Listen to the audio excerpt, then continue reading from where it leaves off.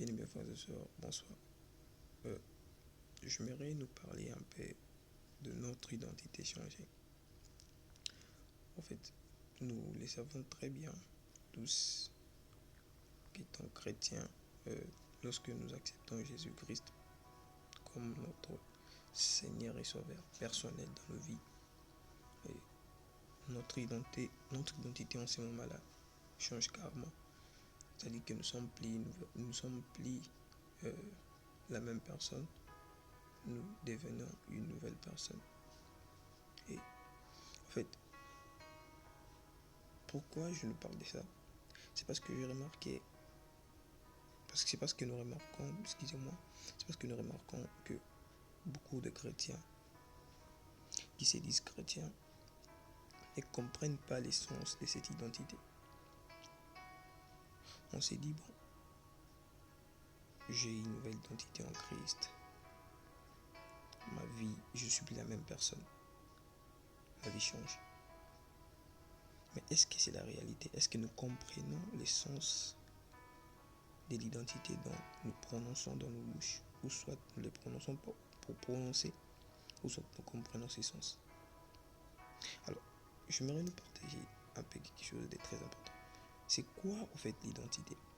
L'identité est l'ensemble des éléments permettant d'identifier un individu, un groupe d'individus parmi tant d'autres. Donc cela identifie. Et ce que nous devons savoir, c'est que nous étant chrétiens, lorsque notre identité est changée et que nous devenons cette nouvelle personne que nous aspirons devenir, reconnaissons en nous que, de un, nous sommes identifiés.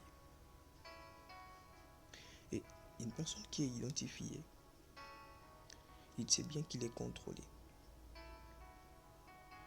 Sa façon d'agir, sa façon de faire les choses, sa façon de poser ses actes sera différemment. Pourquoi? Parce qu'il sait que je suis contrôlé, je suis identifié. J'aime souvent prendre cet exemple. L'institution présidence de la République, c'est aussi une identité. Un président de la République ne peut pas agir comme tout le monde. Un président de la République ne peut pas poser un acte comme tout le monde. Pourquoi? À cause de son identité. Pourquoi? À cause de son identité. Et nous également, étant enfants de Dieu, toi qui me suis, est-ce que ta façon de poser tes actes, ta façon de faire les choses, ta façon d'agir, lorsqu'aujourd'hui on pourra t'identifier, est-ce que réellement ces actes reflètent l'identité de Christ que tu as choisi? Est-ce que ces actes reflètent réellement l'identité de la personne à qui tu as créé, de la personne à qui tu as laissé la place de diriger ta vie? Est-ce que cela reflète réellement?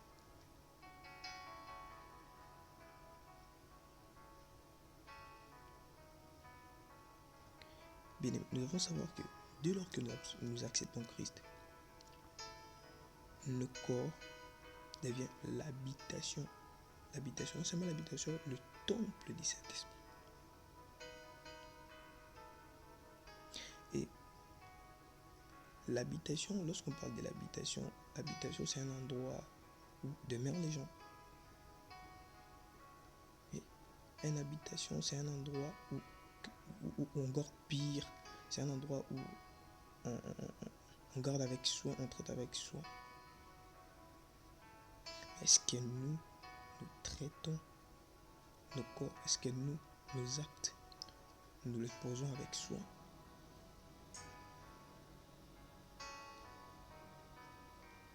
Dieu veut encore de toi. Ce n'est pas encore tard.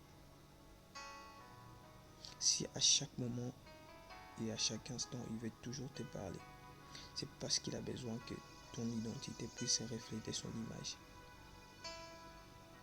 La Bible déclare que nous sommes les ambassadeurs du Christ sur la terre.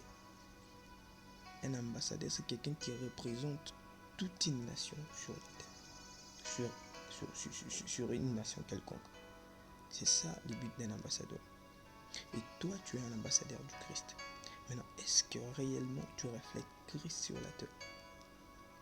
Bien aimé, ce n'est pas encore tard. Ce n'est pas encore tard. Je t'invite à poser des actes qui reflètent l'image de Jésus. Je t'invite à poser cet acte qui identifie Jésus en toi. Je t'invite à l'accepter maintenant réellement comme ton Seigneur et Sauveur.